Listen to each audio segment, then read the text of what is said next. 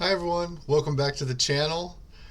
It's me, Only Run Very Noob, bringing you Bravo gameplay, utilizing the wonderful Talishar client. Thank you to all the people that run this client, run this website, update it. It truly is fantastic. I've been able to play the game I love probably 1,000% more than I was able to before the client. That's probably like a conservative estimate, to be honest. Um, so yeah, I'm playing Bravo and CC today. We're playing against Levia. I think this is a pretty tough matchup. I'm not 100% sure how I should be playing it. I definitely approach it sort of defensive and just kind of looking for an opening, but you can't play it all the way defensive because letting them just sort of play 3 Blood Rush Bellows and 3 Art of Wars and all that sort of stuff, you just get way outvalued and you will lose. And sometimes even if they don't just kill you, like they'll just fatigue you before you fatigue them because attacking is just way more efficient than blocking, right? Especially when your attacks attack for up to like 9 or even 13 with the new Hydra. I guess I should note the new Levia builds are playing like Hydra and Tear Limb from Limb, which is kind of scary, but Tear Limb from Limb is a 0 block, so they're a little bit worse defensively, which also leads me to want to try to be more aggressive and find my spots when I can. Sometimes they just have a hand that's like Deadwood Rumbler, Tear Limb from Limb, Art of War, and they literally can't block with their hand. So being able to land like a crippling crush or something during those times is like very effective. You can steal games that way. My sideboard plan against Levia is I do bring Titan Fist and Buckler over Onothos. This 3 life, the Buckler is basically just 3 life because they don't have a ton of on-hit effects, but I find the 3 life is fairly useful in almost every game I play, where the Onothos is really only useful if they resolve Doomsday. That's like the one knock against running Titan Fist and Buckler, is if they resolve a Blasphemet or whatever it's called, and your weapon can't attack for 6, it can be kind of hard to get it off the board. It's a little easier in the Tunic build than the Tectonic Plating build because with Tunic you can always just throw like a blue attack for 6 off of 2 blues because they all cost 4. But I also do Fat Stack. The only cards I side out are Zealous Belting because their Scowling Flesh Bag sort of counters any go again attempts. I don't even really like Rouse the Ancients, but if I'm playing 67 cards, I gotta play all 37 of my blues. I can't just be less than half blues in the deck. That seems pretty bad. The pummels are interesting. I really don't think they're that good. Oftentimes in games they're not that great. So I might consider cutting these as well. But there is sort of a line you can take where you almost take like a combo approach where you're looking to pummel a Crippling Crush when they have a high blood debt count and they haven't changed into their demi hero.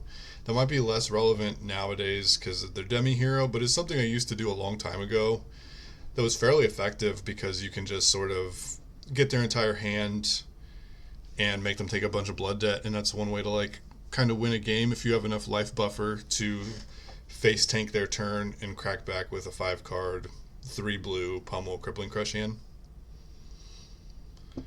Other than that, nothing too interesting. I play all the blues for the reasons I said before. I'm running 67 cards, so we got to run all the blues. They're not all great, but none of them are like absolutely terrible, I think, besides maybe Rouse, just because we're on Titan Fist. Any interesting reds I'm running? Not really. E-Strikes just kind of help with heavy red hands, and it's just overall a fine card. So let's get into the gameplay.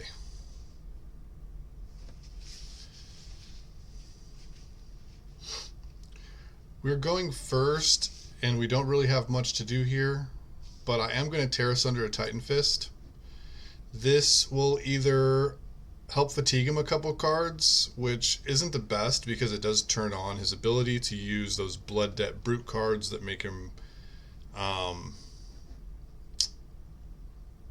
banish 3 cards from his graveyard. There is a chance here that just like passing is fine. Just like arsenaling the Favor Scene and passing is better so that he can't use any of those attacks. But there's a chance they use armor here. There's a chance that they discard some cards they don't want to discard. And other than that, it sort of fatigues them a few cards. Fatigue isn't like a great option against Levia, but it can be an option if they change into Blasphemous when they have a ton of blood debt and you have a high enough life total to just kind of try to block out their big crazy turns. They give us Scab Skins here. That's kind of interesting. I feel like they would have maybe wanted to just like discard 2 cards instead. Oh, and maybe they're realizing that too because they're undoing here. But if they discard 2 cards, they also get 2 damage, which is relevant. I didn't mention that before in my decision making when I was talking about my decision making process here. They discard a Reckless Swing, which is kind of good. That can be one of the ways that they can win a game. It's certainly one of the ways they can win a game from certain game positions, right? So if they got rid of a Reckless Swing, being at 5 is pretty safe, I would say.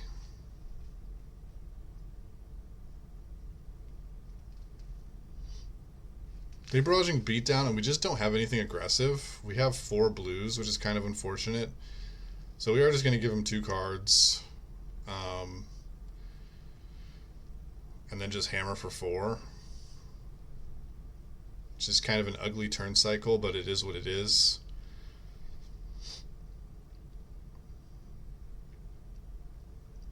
Definitely the rare turn cycle where Anothos having +2 power is like something we're missing. Normally that's only something you're missing when you are playing go again attacks, because you're generally not trying to like not block 3 with a card to make an Othos 6 without tech plating because you don't get a surge, so it's like not great. They roll a 1 on Scab Skins and re-roll into 2 action points. But still with their 2 action points, they're using one of them on just a claw. Our hand can be sort of aggressive. Like if we wanted to keep all 4 cards, we could send 12, which is... it's something. It's the same value we would get from blocking with it. It's not great value. I would say that's like right on rate. And for a competitive CC deck, you definitely shouldn't be trying to be on rate. You should be trying to go above. So I could definitely see myself just blocking with both blues, looking to E-Strike for 7, bottoming the E-Strike.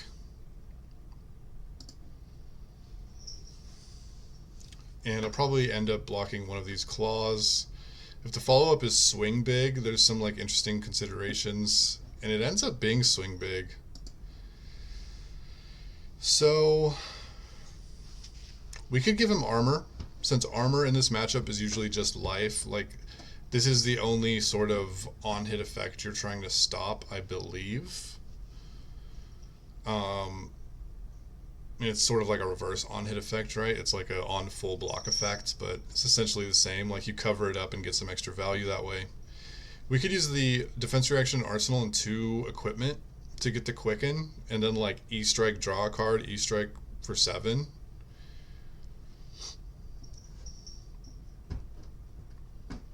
I kind of like that, but I also don't mind just like blocking 3, taking 5, and E-Striking for 7. I think both are fine. The second line, we get to save the Fate Foreseen in Arsenal in case he plays something like a Pulping or like another Barraging Beatdown. You can get some additional value that way. But I guess getting the Quicken is a good amount of value with E-Strike in hand too. I'm actually sort of interested to see what line I take here. I think right now today I might just like block 8 and E-Strike, draw a card, E-Strike for 7. But is that even like great?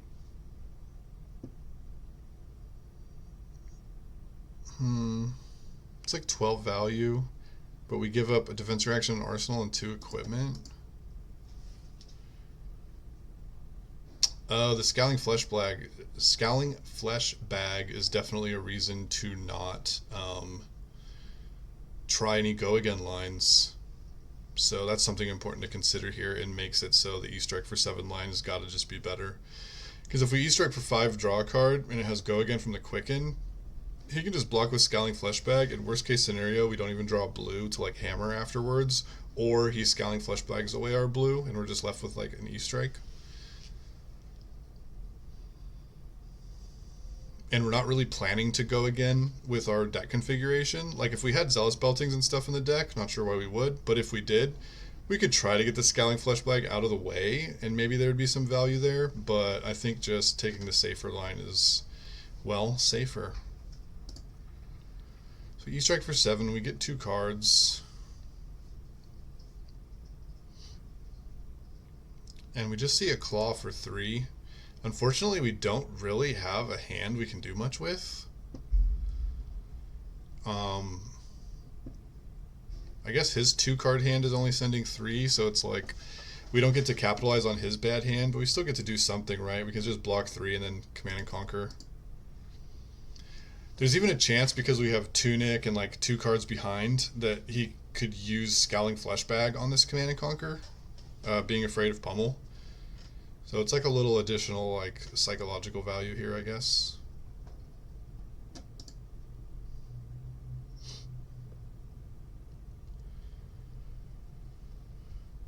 And that's probably what they're thinking about.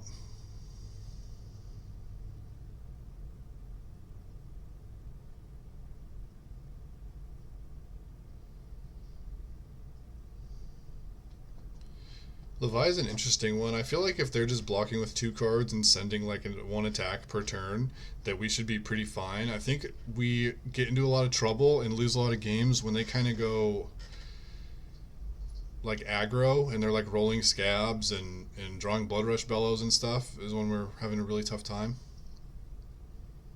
Alright, we kind of have an aggressive draw here. We could pummel a Chokeslam. We see them pitch the Doomsday, which is very good for us. That means it's not going to come back around until super late, so we don't have to worry about not having a Nothos this game. But what are they going to do with their second action point? So they rolled Scabskins without Gambler's Gloves just to get Mandible Claw value. But I kind of want to pummel this Chokeslam. But I probably can't pummel it because of Scowling Flesh Bag. This card's really good. It's very annoying. So maybe I end up just blocking and then throwing Chokeslam off 1 blue and Tunic counter.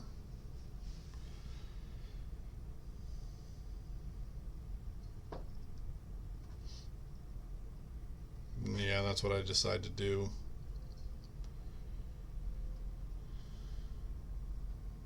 Then Slithering Shadowpede. I think I could just Fate Foreseen this for 4, take 2, do my Chokeslam line where I use Tunic in the blue to throw Chokeslam and then Arsenal Pummel. Pummel and Arsenal is a lot better than in hand because then it's sort of safe from Scowling Flesh Bag. I see a Crippling Crush. I feel like I would want to top it, but I'm not too sure. Like, it feels like one of the best cards in the matchup. They do have like all their armor still though, but you got to get it out of the way somehow.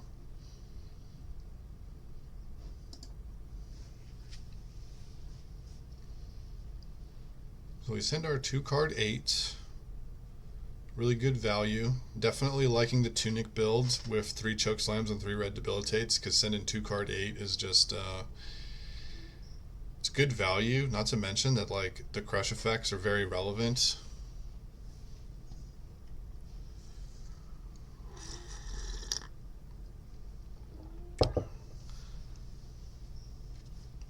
It's taking kind of a long time to decide here. Yeah, Endless Maw. We caught him with an Endless Maw, which is one of the cards you definitely want to be chokeslamming.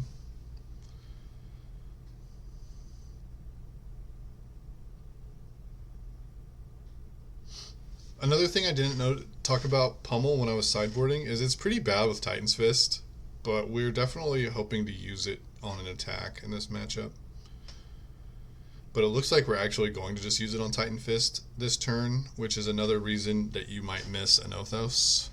And maybe another reason why siding out Pummel in this matchup might be correct. Like maybe thinking you're going to pummel a Crippling Crush and have them take a bunch of blood debt and not change into demi-hero is just way too many things that would need to go right for it to be reasonable.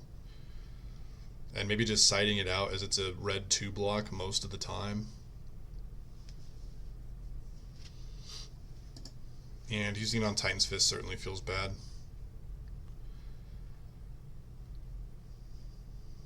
It's basically like throwing a blue Thunderquake instead of with an Othos. It's like throwing a red Thunderquake.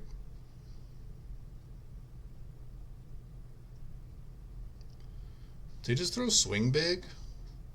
We have Crippling in Arsenal, Crippling in hand, 2 blues, and a Pummel. We're not going to have Tunic counter, which is kind of annoying. If we had Tunic counter, we could just like block with Pummel, throw Crippling, and hope that the first Crippling off the Tunic counter let us hold on, like have us enough tempo to play the second Crippling, have a big enough hand to play the second Crippling, but we can't really do that. I don't really want to block 8 and get the quick in and then just like hammer for 4, but maybe that is like a disciplined play. We would only have 2 Crippling Crushes left in our deck, which is definitely a key threat. Once they get rid of all their armor, Crippling Crush is definitely the way I think you kind of beat Levia.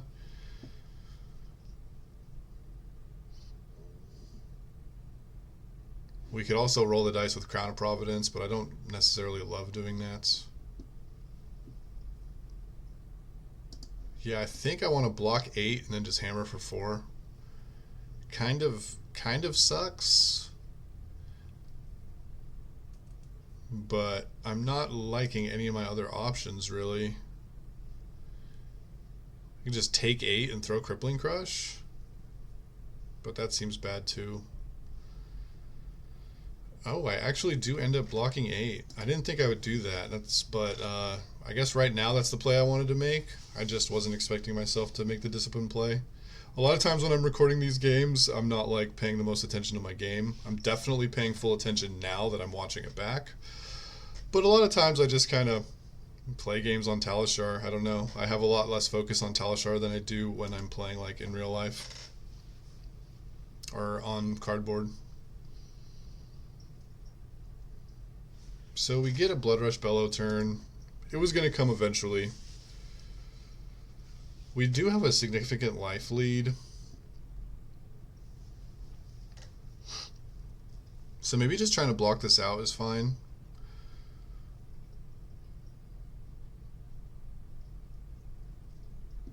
Kind of like blocking 3 here. Doesn't really matter with which card because probably going to be blocking with a lot more. Oh, I just take 5. Maybe I want to E-strike for 7 to try to keep my life lead instead of just like letting him tee off. Because if you block with your whole hand, they get a whole hand next turn to throw at you. Sometimes that can bite them when they don't have Gambler's Gloves though, because they might be inclined to roll Scab Skins if they don't have a Blood Rush Bellow or an Art of War. Second Claw with 3 cards behind. I think I still do use Civic Steps here, even though it's a little bit risky against Savage Feast. But I think anything but Savage Feast, it's fine.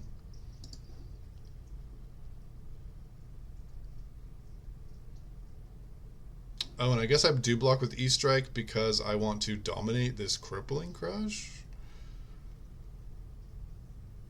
Maybe I don't want to dominate it. Maybe I just want to block and throw it off the Tunic counter because dominating it into Carrion Husk doesn't really do a lot.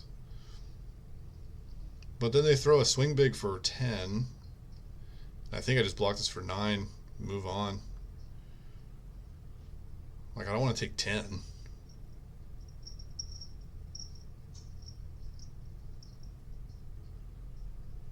Maybe taking 7 is fine and throwing Crippling Crush off the Tunic counter. But they have all this armor. I think that's their last Swing Big too. Yeah, just block 9. They don't even have that much blood debt, so Crippling Crush making them take blood debt like isn't even that big of a deal right here. Just kind of hope they don't have a great turn.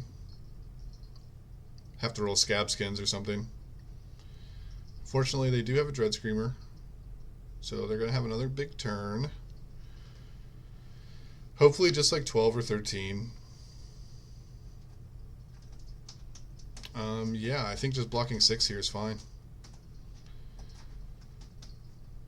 And seeing what their follow-up is. There's even potential we could throw the Crippling Crush. Don't want to block with Rouse. Blocking 2 instead of throwing 4 off the hammer isn't great. So I'm just going to block 3 and then hammer for 4. And if they take 2 more hammer swings because they want to keep big hands, they're going to lose their husk. So they're at a kind of a interesting life total where they have to start considering how much damage they're taking and then like getting value out of their husk. They just take 4 there, down to 16, and I think that's quite good for us because now we can just block as much as possible and hammer for 4 every turn until they decide they want to like give us the husk on the hammer.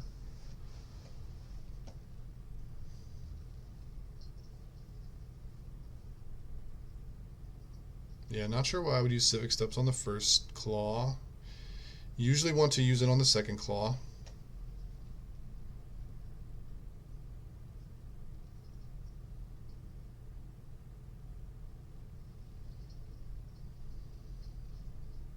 Had to block with 2 cripplings this game, but we do still have 1 locked and loaded in the arsenal.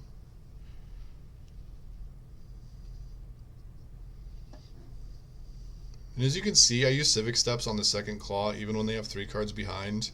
I think the only card they can have to punish that is Savage Feast. And even then, the Savage Feast has to like hit an attack, or they have to have like a blue into an attack or something like that. Plays Art of War. Maybe he just didn't have another attack? Maybe he drew some pretty bad cards off of the Blood Rush Bellow? Because I feel like the Art of War they would have wanted to just like save and put it in Arsenal.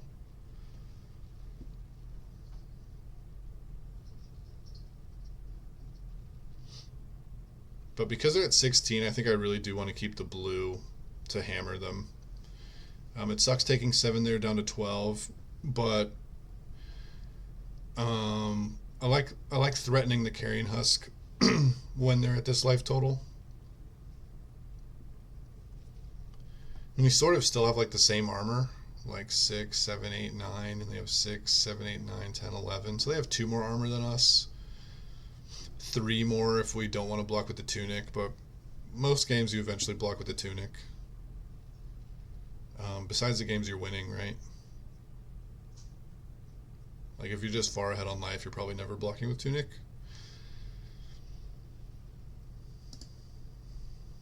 But as you can see, the hammer for 4 gets very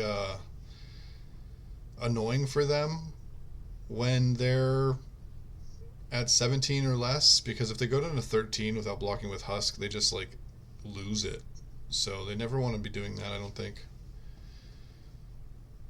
They must have another good hand because they're just giving us helmet and shoes to block.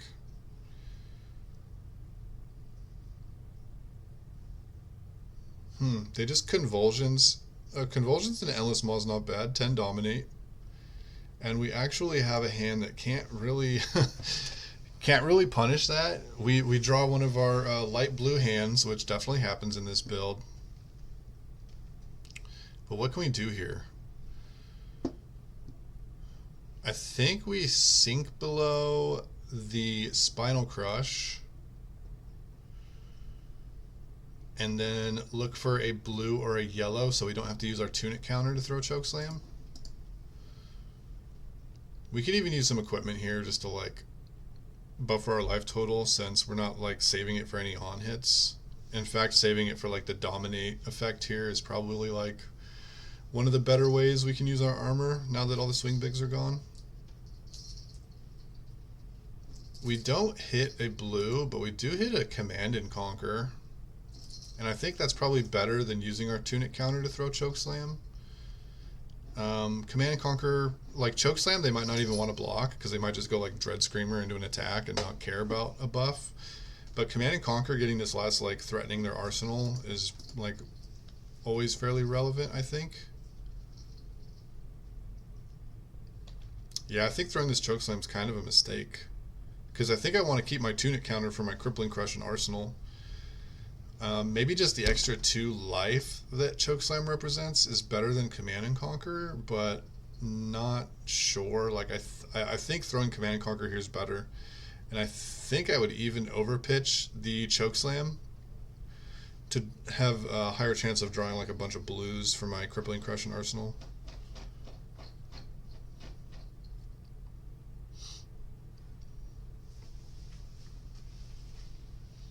But I feel like we're kind of behind in this game.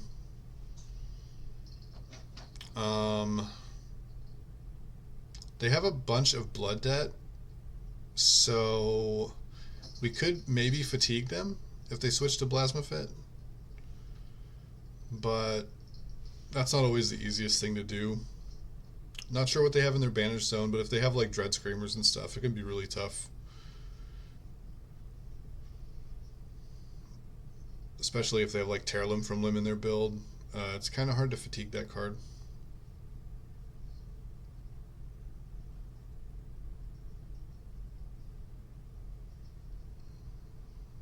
So just a blue Dread Screamer. I'll just block for 3. We're not going to overblock, of course. And they do have Tear Limb from Limb. I think I saw him pitch one earlier too.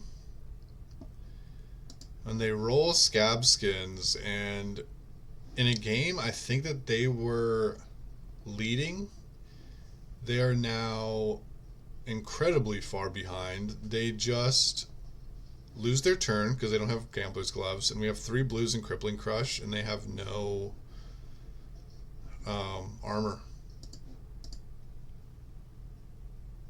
So Brute does Brute things, and sometimes you get to steal games because of that.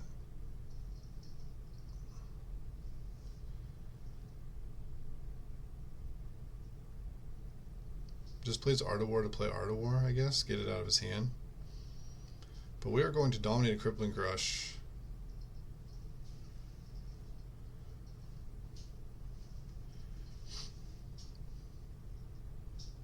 And he has Tear Limb from Limb and Art-of-War in hand, which both do not block. So that's pretty bad for them, but they do get to buff their attack action cards and block from Arsenal. But it looks like they don't have an attack to block with from hand. So even if they have an attack and Arsenal to block with, they just take a bunch of damage here. We will let our opponent undo.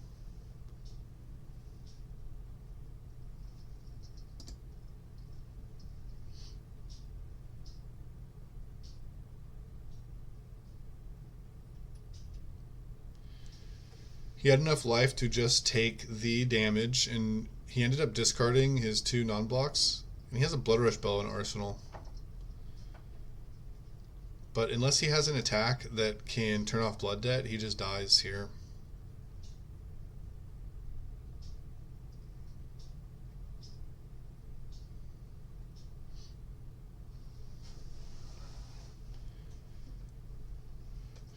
Yeah, I'll just use armor. Why not?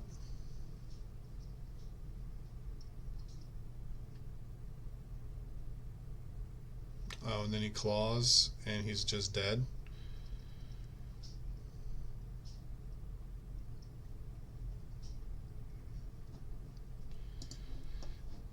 And that's the game.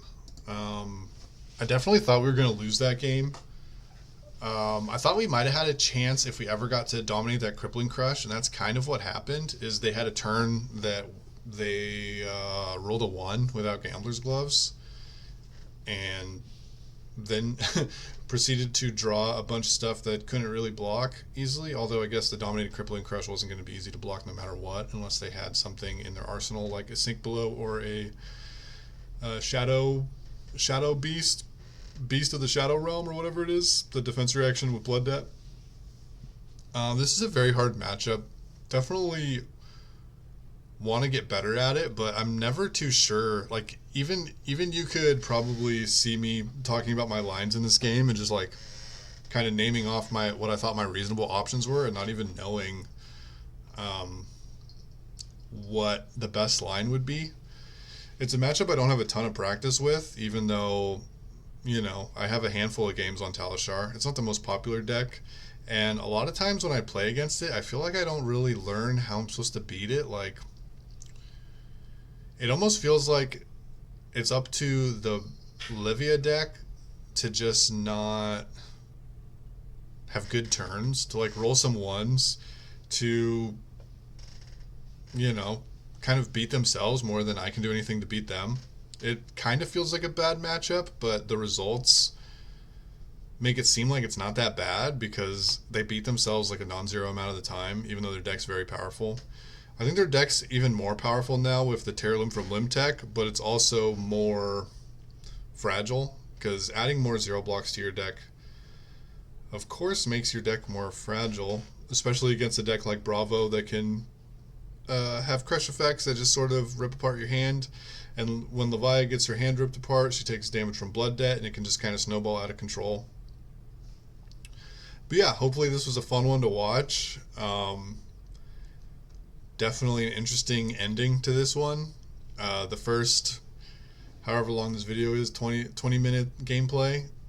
In the 20-minute game, like the first 15 minutes seemed to be like going okay with us maybe slightly behind, and then they have one bad turn and they just like kind of lost on the spot. Like as soon as they rolled that one without Gambler's Gloves, they almost had like no chance of coming back. I could have probably just like blocked out or threatened hammer, or like I had enough life and armor to even potentially like protect a hand to dominate something else, although I didn't have any crippling crushes left. So yeah, comment, like, subscribe. Maybe comment and tell me how you guys have been having success against Levia. Definitely a hard matchup for me to sort of wrap my brain around. It doesn't really feel like it's a value matchup, but maybe it is. They feel like they outvalue you by a fair margin, so maybe it's not a value matchup. Maybe it's sort of a weird matchup where you can't just like do what I want to do, which is get your value and disrupt. But yeah, thanks for stopping by, and until next time, have a good one.